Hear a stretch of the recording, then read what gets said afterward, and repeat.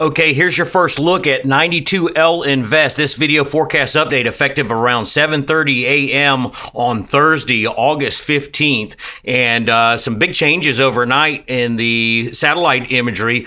You can see that 92L Invest has become elongated. First thing I want you to note is this plume off to the north, just to the south of the western tip of Cuba. You can see how the convection has been plumed up towards Florida, and that's what we mean by deep tropical moisture pluming. Because this is a weak system, again, it's hard for convection to wrap, and therefore convection is free to roam. Also, environmental conditions play a factor in that, but it's become hard to discern in the recent satellite imagery where exactly the rotation has gone for 92L Invest. So it's become disorganized, but we're starting to see it come back a little bit this morning, and it appears that a new low-level circulation is now trying to develop off the northern coast of Honduras.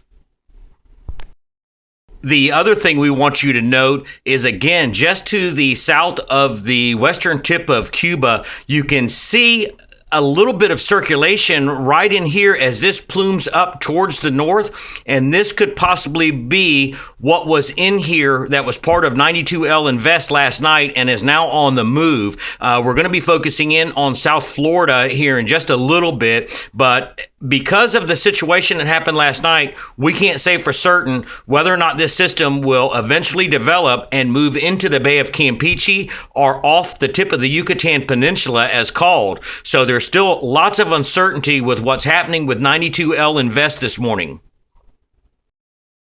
Moving on up into South Florida, possible heavy rains this morning going into this afternoon. And a lot of times when you have a weak system like this, you can get pockets of low pressure that'll break away from the main center of rotation. And it looks like there's an area of low pressure that's trying to move through here, through the Florida Straits.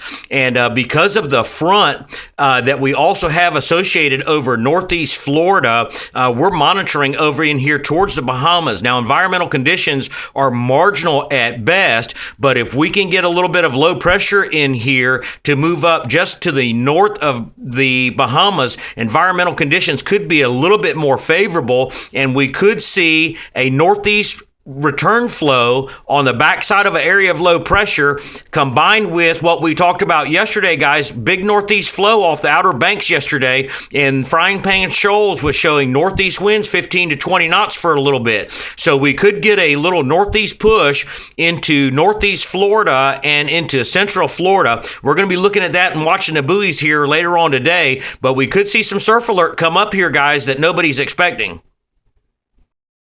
And finally, for our GOMEX fans, because 92L Invest has become elongated and a little bit disorganized, winds have not increased any on that Uke Channel buoy. Uke Channel buoy only showing east-southeast 15 to 20 knots. Seas have built up into the 6-foot range, so there's still some east-southeast flow coming through the Uke Channel. However, the mid-Gulf buoy or south of Louisiana only showing seas around 2 feet. We're going to be doing a separate surf forecast for the Gulf of Mexico fans here later today, so be sure to stay tuned for the forecast.